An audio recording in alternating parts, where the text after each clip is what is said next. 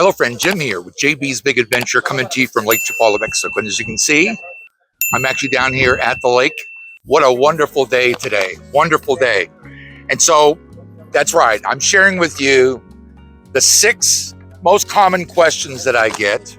I've gone back, I've looked at about 200 videos, and these are the most common questions I get from folks. So the first one is all about the visa. So there's 3 different types of visas in Mexico. The first one is a tourist visa. That means that all you need is your passport. You literally can buy an airline ticket, you go to the airlines, and you fly to Mexico. If you get here to Guadalajara, what happens is they open up your book, your passport, and they stamp it. That's a tourist visa. The second visa is actually called a temporal. The temporal visa you actually have for 4 years. So when you go to the Mexican consulate in the States and they put a state stamp inside of your passport, you have a total of 180 days that you have until you have to cross the border. Once you cross the border, you then have 30 days to get together with an attorney to get the Kanye portion of your passport actually finished. So that's the second visa, a temporal, which is good for 4 years. And then the final one is a permanente. Permanente visa means that you're here permanent. So if you did not go permanente in the States at the Mexican consulate, and by the way, not all the consulates allow that. There are those that you have to, in fact, even be retired and can prove that you're retired and no longer getting an income for you to be able to get that visa. So those are the 3 different types of visas that you can actually qualify for here and how to get them here in Mexico. Okay, so that's visas. The second thing is actually finances. I mean, I think this is a big one for everybody. So when we first came to Mexico, when we first came to Lake Chapala, we actually came here to check it out for 8 days. Now, those 8 days, all we really got to know is the fact that we could retire here on less money. So since we were living on one Social Security check, we made the decision, and it was only like we were here like within about a month. We had already moved here. So when it comes to finances, we were living here on $1,400 a month. Our very first, probably almost 2 years that we've actually been here. So then what happened was, then I started getting Social Security. Now people ask me about the Social Security part all the time. Yes, you can be in Mexico and you can still get your Social Security check. All you have to do is have it deposited directly in your bank account in the States. For the last 4 years, we've used our debit card at the ATMs to be able to pull money out. And that's how we've done everything from paying bills to any expenses that we have. Even when it comes to rent, our first year here, that's how we get the money. So if somebody's asking me, can they come here and live solely on Social Security? The answer is yes. You very well can. We did. If you have more of an interest on that, you can reach out to me by my email.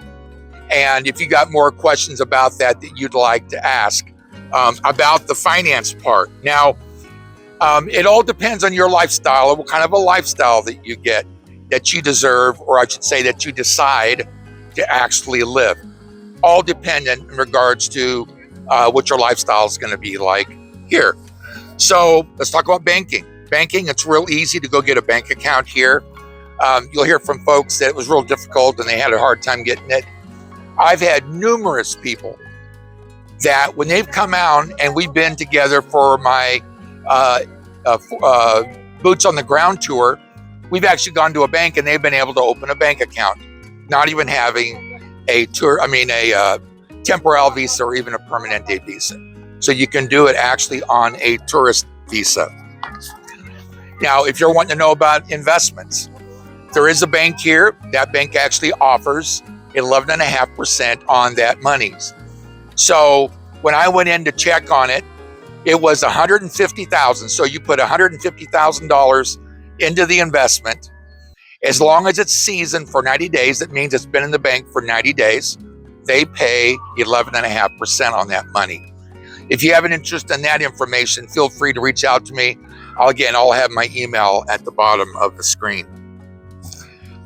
Here's another thing. I was just with somebody who's recently, And during our tour, they'd asked me about that, and they were getting 3% on their money in the States. So it can make a dramatic difference in regards to what your desire is and how you want to live and what you want to come down and bring and what you're able to live on. Okay, here's another big one. Healthcare. So the healthcare here is modern. My wife, about 4 months ago, man, it's been almost more than that. It's maybe been 5-6 months ago. She was in a hospital locally and she went in on an emergency. It turned out that the whole procedure was taken care of. And she also, Medicare took care of the entire bill except for $100. It was more or less of a copay through Medicare. I mean, when she was admitted into the hospital, I mean, the nurses came in, the nutritionists came in. I was absolutely blown away of how great the service was.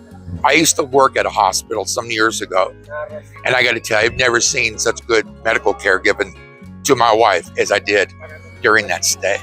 I mean, the nutritionists came in, the nurses came in on a regular basis, making sure she was okay. As a matter of fact, Aetna's Medicare representative actually called into the room and wanted to make sure she was okay, and said that because this was a Friday afternoon that she was going to go ahead and leave the account open. So if there was anything else that my wife needed through Friday evening, Saturday, Sunday, that she was going to make sure that Medicare took care of that also. Nothing like that you would hear in the States. So because of the high quality medical care, it's very affordable. And so there are a lot of people that actually come down, as you've probably heard, even in the border states. And what they do is they come down to Mexico because medications are very inexpensive here. As a matter of fact, on the majority of medications, you don't even need a prescription. You simply take in your pill bottle, or you take your box into the pharmacist, and they go ahead and refill it again for you. One of the things I encourage people, if you're going to go to the pharmacies, you want to choose the largest one here, because they're going to have the best selection when it comes to the correct doses, the correct amount in the box, whether it's 30 days or 15 or whatever it may be, is Guadalajara Pharmacy, or Farmacia Guadalajara. So they're the largest. They're all throughout Mexico, and we go get our medications there amongst a couple of other smaller pharmacies. Since we're talking about healthcare, talk about dentistry. I've got an incredible gal that actually is a dentist here. I did a video for her back when I first started, I think first starting the service, but she is a wonderful gal. My wife has been to her. I've had a bunch of people also go to her, and she's just done remarkable well. If you have any questions about that, you can go ahead and get that information also here in the description. So I've got a couple instances. I know one couple that came down, they came just down for the medical care to check out Lake Chapala. We went out on the tour. When they were getting ready to leave, they actually sent me a text letting me know that she had actually saved them over $16,000 on their dental bill. I know of another gentleman who came down. His dentist gave him a list of items that was going to cost him $8,700 to have completed. He brought it down, and she did it, I believe, for around $1,100 is what he told me. Phenomenal. Dental care, health care, very, very affordable for you to be able to receive. Another one's language. Now, this is one that kind of hits me a little bit closer, because I believe, since we're our guests in Mexico, that we embrace the culture. Not only are the Mexican people warm, they're friendly, helpful, hardworking, but because we're in their country, we need to learn to speak their language, not get upset because they're not speaking English. I hope I really made that clear. It's really important. You don't want to come here, get all frustrated because somebody that's serving you at the restaurant doesn't know English. If nothing else, use your translator. Now, I've already got someone that's been doing an incredible job giving Spanish lessons. Her master's is in teaching Spanish, and it happens to be our newest pastor to our church, his wife. So I will tell you, No, it isn't. It isn't solely important that you come and know any Spanish. I would like to say that you want to know some Spanish because you can communicate some. You know, I still have my frustrations today on some things. I mean, so whenever I go to a restaurant, I always order a Diet Coke and then I ask for a straw. Well, I've learned that straw in Spanish is popote, and it took me a while to learn that, popote. That's straw. And I just out of kidding, I said, why don't you just call it straw? So having your arms around the Mexican culture is really, really an important thing. And I really try to encourage everybody that comes here to do that. Be kind, be friendly. Just know that we're in their country, and, you know, just come on good manners. Don't be, you know, entitled that, you know, they need to be doing all this because of the fact we're here. No, the whole idea is we need to be kind to them. So is it best to know Spanish? Absolutely. And as I said, I'm learning. I'm taking Spanish lessons. I'm studying. So it's one of those things that I really believe it's important for all of us when they come is to embrace the culture. Here's probably one of the biggest ones. And people ask me about safety. Well, when it comes to safety in the States, for example, what is the one thing that we can be assured of that we hear about every day? That's right, crime.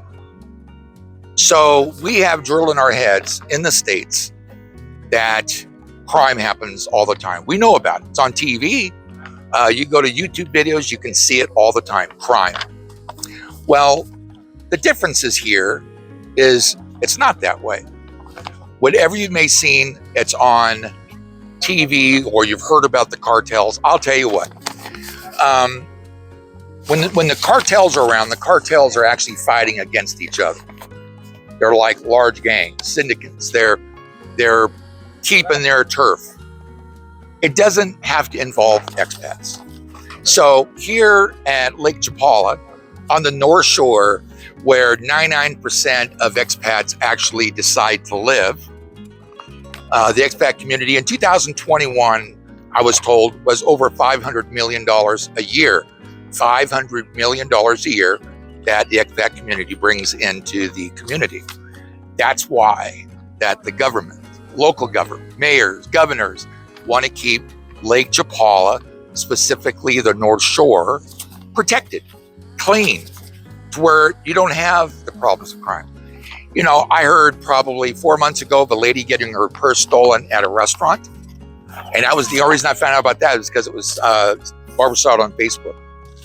So when it comes to that, the last time that I heard of a shooting actually was just after I started the channel, and it was way out west, out past where Jocotepec is at. And that was around 4 years ago. So it isn't something here that you hear about. But yet when you're in the States, you hear about mass shootings, you hear about drive-bys. It's everywhere. Well, I want you to know that what you see and hear about Mexico isn't what's here in Mexico. That isn't what happens here locally, okay? So yes, we're only an hour away from Guadalajara, but still, this is just a really, really safe and secure place to be. You'll always see the police trucks and motorcycles and all as they're traveling through the towns and such. They all have their lights on. They have their lights on because they're letting folks know that they're there. So that's an important thing for you to know if, in fact, safety and security is an important thing to you. I've never felt unsecure. I've never felt unsafe, no matter where I've been here at Lake Chapala. And I'm going to close this. I know I had said 6, but the 6th one is the food. So I've never seen such access to fresh fruits and vegetables as I've seen on a daily basis. Now, I don't think you can see them across the lake, but there are actually greenhouses. They're all white, but greenhouses, and that they make and they grow the strawberries, the raspberries, the boysenberries, the blueberries, blackberries here locally. So whenever you're at a meal here locally, you're always seeing those around or on top of the plate and such, because they're all grown here fresh. And that's also why you can actually drive down the highway And you're going to see all the time on the sides of the roads, you'll see vendors that will have fresh fruits and vegetables already inside like cups that you can purchase. And it's inexpensive to be able to get the fresh fruits and the vegetables that way. What we have found out, I'm vegetarian, Barbara's not, but we have found it actually less expensive for us to eat out than it is to eat at home. So that's what we've done most part. Now, I've shared this before, and I have other people actually email me and say to me that, you know what, we have found the same thing also.